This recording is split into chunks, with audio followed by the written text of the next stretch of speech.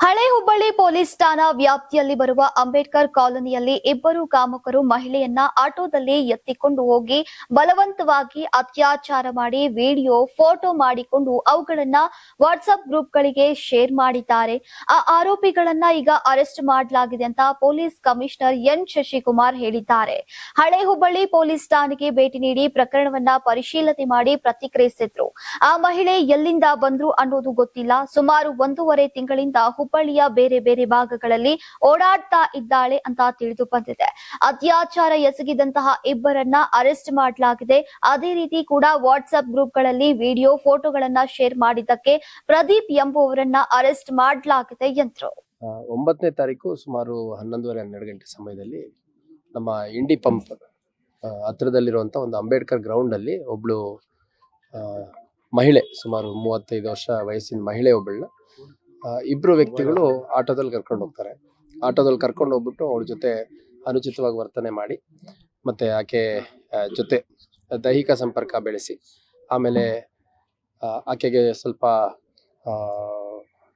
ಮದ್ಯಪಾನ ಎಲ್ಲ ಮಾಡಿಸಿ ಆಮೇಲೆ ಒಂದೆರಡು ವಿಡಿಯೋಗಳನ್ನ ಫೋಟೋಗಳನ್ನ ಮಾಡ್ಕೊಂಡ್ಬಿಟ್ಟು ಅವಳನ್ನ ಮತ್ತೆ ಕರ್ಕೊಂಡ್ಬಂದು ಅಂಬೇಡ್ಕರ್ ಗ್ರೌಂಡಿಗೆ ಬಿಟ್ಟಿದ್ದೀವಿ ಅಂತ ಆರೋಪಿಗಳು ಹೇಳ್ತಾರೆ.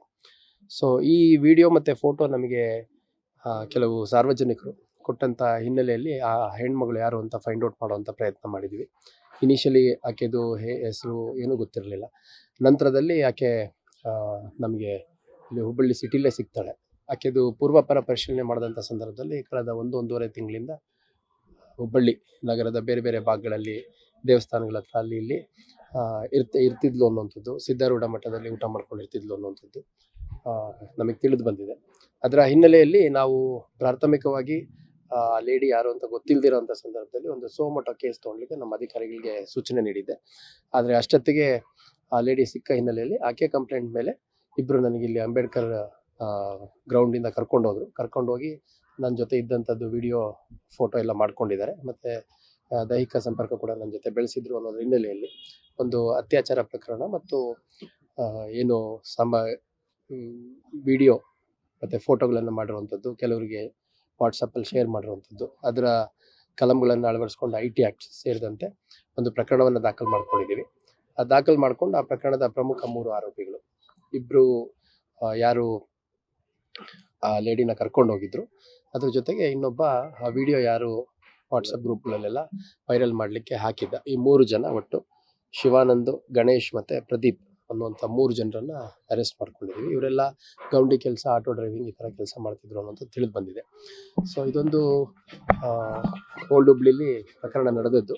ಈ ಪ್ರಕರಣದ ಪ್ರಮುಖ ಇಬ್ಬರು ಆರೋಪಿಗಳು ಯಾರಿದ್ದಾರೆ,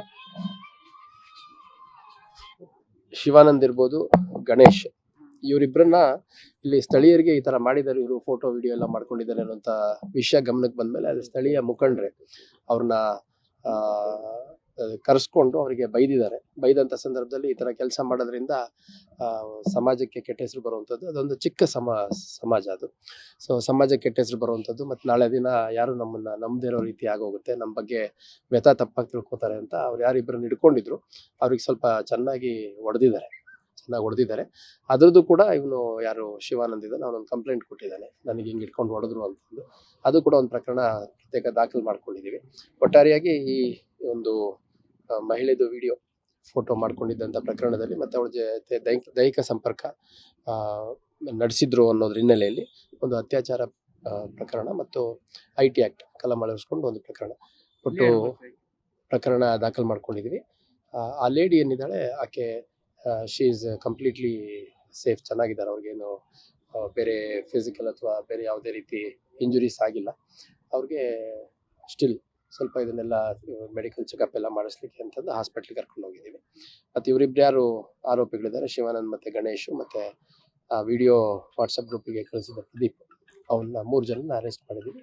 ಅವ್ರನ್ನ ನ್ಯಾಯಾಲಯದ ಮುಂದೆ ಹಾಜರು ಮಾಡ್ತಾರೆ. ಲೋಕಲ್ ಶಿವಶಂಕರ್ ಕಾಲೇಜ್ ಹುಡುಗರು ಯಾರಿದ್ರು ಇಬ್ಬರನ್ನ ತಲೆ ಬೋಳಿಸಿ ಸಮಾಜಕ್ಕೆ ಕೆಟ್ಟ ಹೆಸರು ಬಂದಿದೆ, ಮೀಸೆ ಬೋಳಿಸಿರೋ.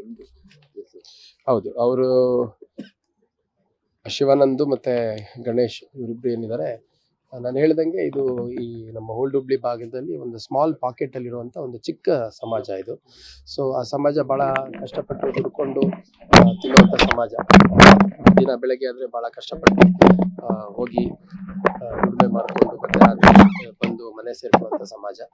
ಈ ಥರ ಎಲ್ಲ ಕೃತ್ಯಗಳನ್ನ ನಮ್ಮ ಸಮಾಜದವ್ರು ಮಾಡಿದ್ದಾರೆ ಅಂತಂದ್ರೆ ನಾಳೆ ದಿನ ನಮ್ಮ ಸಮಾಜಕ್ಕೆ ಒಂಥರ ಅವಮಾನ ಆಗುತ್ತೆ, ಸಮಾಜದ ಬಗ್ಗೆ ತಪ್ಪು ಭಾವನೆ ಬರುತ್ತೆ ಅಂತಂದು ಹೊಡೆದಂಥ ಸಂದರ್ಭದಲ್ಲಿ ಅಲ್ಲಿ ಭಾವನಾತ್ಮಕವಾಗಿ ಕೆಲವರನ್ನ ಕೂದಲು ತೆಗೆಯೋದು ಅದೆಲ್ಲ ಪ್ರಯತ್ನಗಳು ಮಾಡಿದ್ದಾರೆ. ಅದೊಂದು ಪ್ರಕರಣ ದಾಖಲು ಮಾಡ್ಕೊಂಡಿದ್ದೀವಿ. ಪ್ರಕರಣ ದಾಖಲು ಮಾಡ್ಕೊಂಡು 4 ಜನರನ್ನ ವಶಕ್ಕೆ ಕೂಡ ತೊಗೊಂಡಿದ್ದೀವಿ.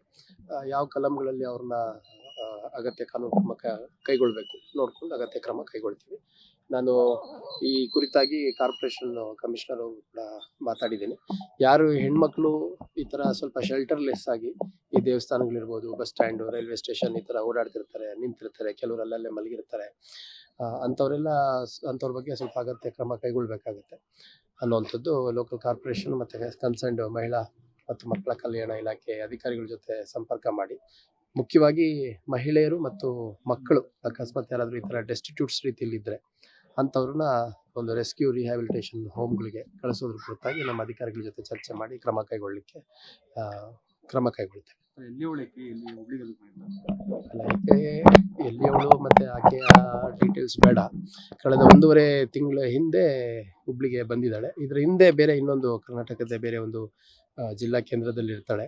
ಸೊ ಗಂಡ ಮತ್ತು ಹೆಂಡತಿ ನಡುವೆ ಸ್ವಲ್ಪ ಸಂಘರ್ಷ ಆದಂಥ ಸಂದರ್ಭದಲ್ಲಿ ಗಂಡ ಹೊಡೆದಿರ್ತಾನೆ ಇವಳಿಗೆ.